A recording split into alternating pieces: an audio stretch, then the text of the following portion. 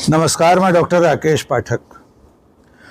मध्य प्रदेश के जनजातीय कार्य मंत्री कुंवर विजय शाह को आप भूले नहीं होंगे।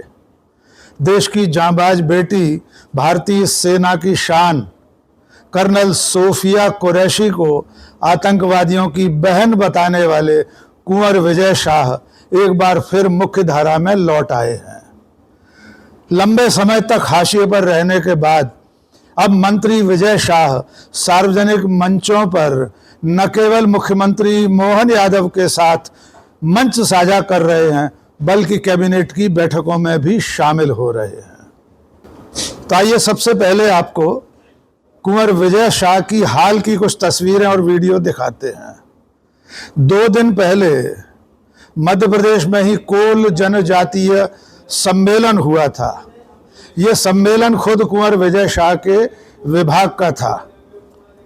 इस कार्यक्रम में, इस बड़े सार्वजनिक समारोह में कुंवर विजय शाह मुख्यमंत्री डॉक्टर मोहन यादव के साथ मंच पर दिखाई दिए। न केवल वे मंच पर बैठे थे, बल्कि मुख्यमंत्री को वे स्मृति चिन्ह भी भेंट करते देखे गए। आइए पहले ये वीडियो देख लीजिए, उसके बाद कुछ और जानकारियां कुंवर विजय शाह के बारे में आपको बताएंगे। श्रीमती मुन्नीबाई कोल और श्रीमती श्यामबाई कोल को, और इसी क्रम में मुद्रा लोन योजना के अंतर्गत श्रीमती विमला कोल मंच पर हैं, जिन्हें माननीय मुख्यमंत्री जी 1 लाख रुपए की राशि सांकेतिक चेक के रूप में प्रदान कर रहे हैं। कक्षा 12वीं में मेरिट में आए जो छात्र हैं उनको प्रमाण पत्र दिया जाएगा। कुमारी हिना, कुमारी सौम्या मंच पर हैं। राष्ट्रीय फुटबॉल खिलाड़ियों को सम्मान प्रदान करेंगे, फुटबॉल किट भेंट करेंगे। जोरदार तालियां हो जाएं। विचारपुर मिनी ब्राजील के जो फुटबॉल खिलाड़ी हैं, उन्हें माननीय मुख्यमंत्री जी के शुभ कर कमलों द्वारा सम्मान के स्वरूप फुटबॉल किट दी जा रही है। तो ये व्यवहारी एक जगह है, वहां का नजारा आपने देखा। जनजातीय कोल जनजातीय महासम्मेलन में मुख्यमंत्री डॉक्टर मोहन यादव और मध्य प्रदेश के तमाम अधिकारियों मंत्रियों के साथ कुंवर विजय शाह दिखाई दे रहे हैं। इसके अलावा एक दूसरी तस्वीर आपको दिखाते हैं। ये तस्वीर है मध्य प्रदेश के मुख्यमंत्री डॉक्टर मोहन यादव के कैबिनेट की बैठक की। इस तस्वीर में भी विजय शाह बैठे दिखाई दे रहे हैं। यहाँ आपको याद दिला दें कि जब 12 मई को विजय शाह ने कर्नल सोफिया कुरैशी को आतंकवादियों की बहन कहा था, उसके बाद से विजय शाह को कैबिनेट की बैठकों का न्योता भी नहीं भेजा जा रहा था।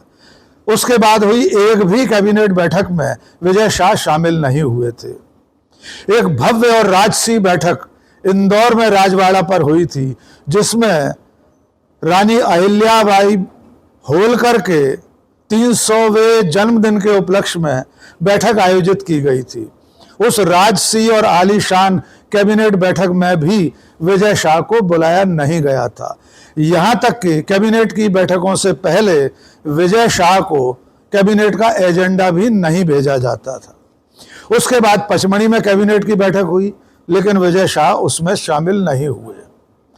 लेकिन अब विजय शाह कैबिनेट की बैठकों में भी आने जाने लगे हैं। अब आपको एक बार फिर से पूरा घटनाक्रम याद दिला देते हैं। आपको याद होगा 12 मई को विजय शाह ने इंदौर जिले के मानपुर थाना क्षेत्र में एक गांव में कार्यक्रम में कर्नल सोफिया कुरैशी के बारे में बेहद आपत्तिजनक बयान दिया था। विजय शाह ने कहा था कि चूंकि हमारे प्रधानमंत्री नरेंद्र मोदी आतंकवादियों की ऐसी तैसी करने, उन्हें नंगा करके निपटाने नहीं जा सकते थे, इसलिए हमारी सरकार ने, प्रधानमंत्री नरेंद्र मोदी ने आतंकवादियों की ही बहन कर्नल सोफिया कुरैशी को पाकिस्तान भेजकर आतंकवादियों की ऐसी तैसी करवाई थी। आइए एक बार फिर कुंवर विजय शाह का वो भाषण सुन लीजिए। जिन्होंने हमारी बेटियों के सिंदूर उजाड़े थे, वही कटे पिटे लोगों को हमने उन्हीं की बहन भेज करके उनकी ऐसी की तैसी करवाई। एक बार मोदी जी के लिए जोरदार ताली बजाएं। उन्होंने कपड़े उतार के हमारे हिंदुओं को मारा, और मोदी जी ने उनकी बहन को उनकी ऐसी की तैसी करने हमारे जहाज से उनके घर। अब मोदी जी कपड़े तो उतार नहीं सकते थे, इसलिए उनके समाज की बहन को भेजा कि तुमने हमारी बहनों को अगर विधवा किया है तो तुम्हारे समाज की बहन आके तुम्हें नंगा करके छोड़ेगी। देश का सम्मान, मान सम्मान और हमारी बहनों का सुहाग का बदला तुम्हारी जाति की समाज की बहनों को पाकिस्तान भेजकर से अगर कोई ले सकता है। और उन्होंने कहा था, इस वीडियो के वायरल होने के बाद मध्य प्रदेश हाई कोर्ट के न्यायमूर्ति अतुल श्रीधरन और न्यायमूर्ति अनुराधा शुक्ला ने स्वतः संज्ञान लेकर इस भाषण को देने वाले मंत्री विजय शाह के खिलाफ सुनवाई शुरू कर दी। 14 मई को हाईकोर्ट मध्य प्रदेश की इस युगल पीठ ने विजय शाह के खिलाफ मुकदमा दर्ज करने के आदेश दिए। हाईकोर्ट का हुक्म था कि 4 घंटे के भीतर विजय शाह के खिलाफ केस रजिस्टर किया जाए, लेकिन मध्य प्रदेश की पुलिस कई घंटे तक टाल मटोल करती रही और अंत में 14 मई की रात को एफआईआर दर्ज की गई। लेकिन जब अगले दिन इंदौर जिले के मानपुर थाने में दर्ज हुई इस एफआईआर की जानकारी हाई कोर्ट को मिली, तब ये बात खुलकर सामने आई कि मध्य प्रदेश की पुलिस ने एफआईआर में विजय शाह के असली कृत्य, उनके असली अपराध का तो उल्लेख ही नहीं किया। इसके अलावा एफआईआर में 2 जगह श्री के साथ विजय शाह का नाम लिखा गया। ऐसा पहली बार हुआ होगा कि किसी आरोपी के नाम के आगे श्री लगाया गया। उसके बाद हाईकोर्ट ने दोबारा एफआईआर लिखने के निर्देश दिए। मध्य प्रदेश पुलिस को कड़ी फटकार लगाई, लेकिन चूंकि जिस सॉफ्टवेयर में एफआईआर दर्ज होती है उसे एडिट नहीं किया जा सकता, तो मध्य प्रदेश पुलिस ने हाईकोर्ट से कहा कि वो आगे विजय शाह के कृत्य और हाईकोर्ट के निर्देशों को चालान में शामिल कर लेंगे। इसके बाद विजय शाह सुप्रीम कोर्ट पहुंचे। विजय शाह ने सुप्रीम कोर्ट में फरियाद लगाई कि उनके खिलाफ जो एफआईआर दर्ज की गई है उसे रद्द कर दिया जाए। सुप्रीम कोर्ट ने एफआईआर रद्द नहीं की, लेकिन विजय शाह की गिरफ्तारी पर रोक लगा दी। इसके साथ साथ सुप्रीम कोर्ट ने एक विशेष जांच दल, एक स्पेशल इन्वेस्टिगेशन टीम एसआईटी गठित की, जिसमें मध्य प्रदेश के 3 आईपीएस अधिकारियों को शामिल किया गया। इन अधिकारियों को आगामी तारीख यानी 28 मई को अपनी स्टेटस रिपोर्ट सौंपने का निर्देश दिया गया।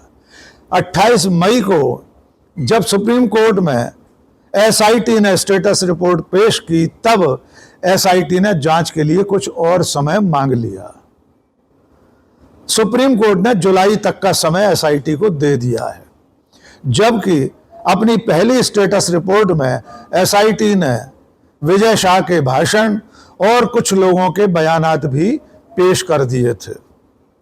लेकिन आइए अब एक और पहलू की तरफ आपको लिए चलते हैं।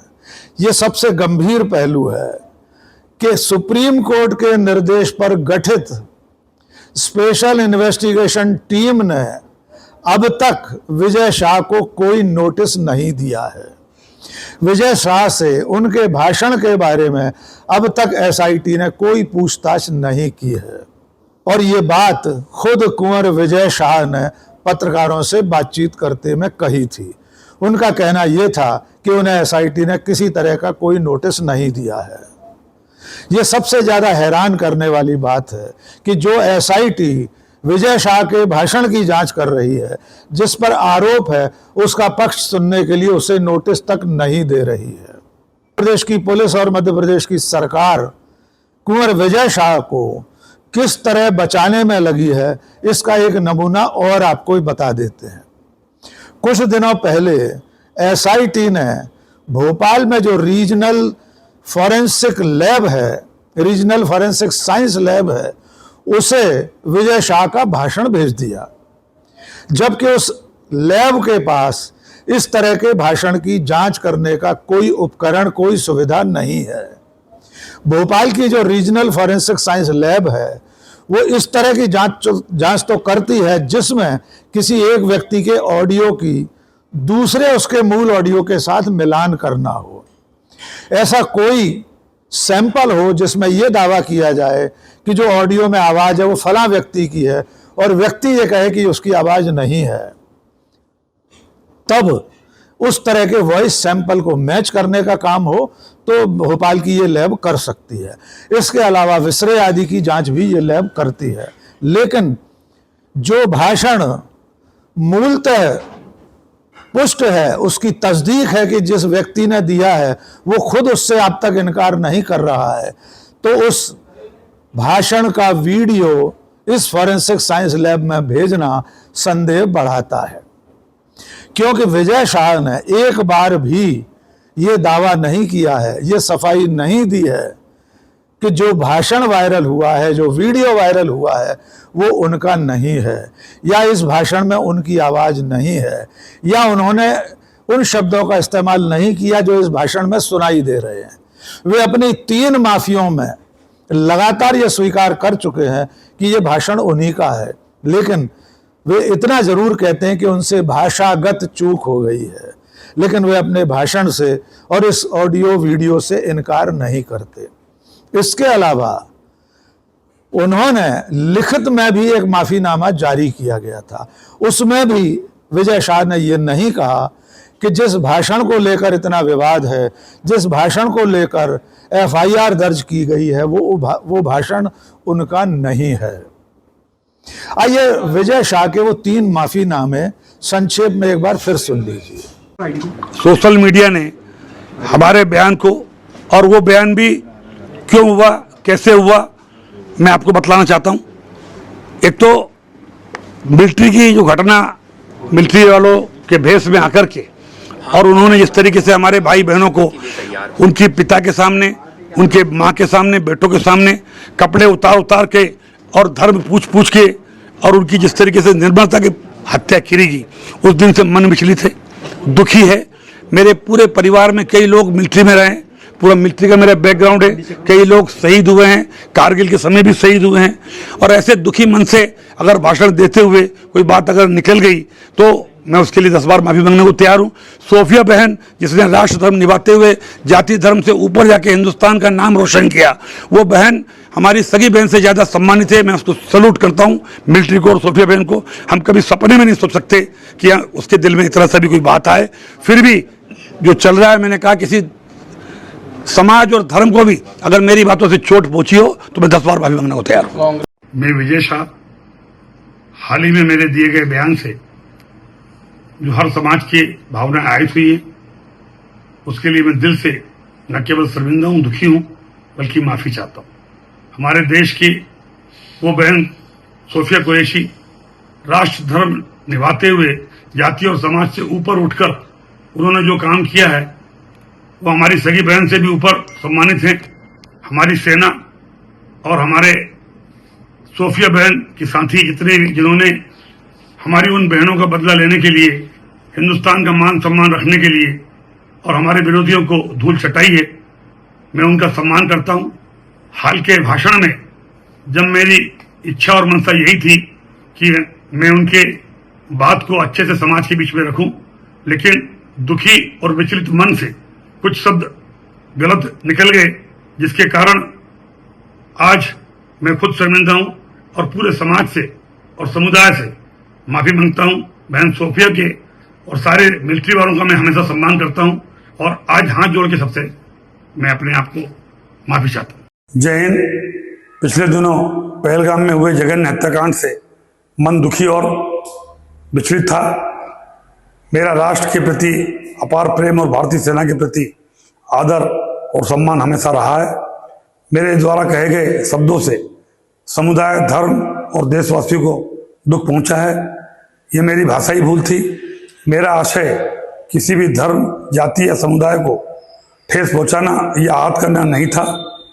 भूलवश अपने द्वारा कहे गए शब्दों के लिए मैं पूरी तरह भारतीय सेना, बहन कर्नल सोफिया कुरैशी, समस्त देशवासियों से पूरी तरह क्षमा प्रार्थी हूं एवं पुनः हाथ जोड़कर अब सबसे माफी मांगता हूं। 3 वीडियो वाले माफीनामे और एक लिखित माफीनामे के बावजूद विजय शाह के खिलाफ भारतीय जनता पार्टी और डॉक्टर मोहन यादव की सरकार ने अब तक कोई कदम नहीं उठाया है।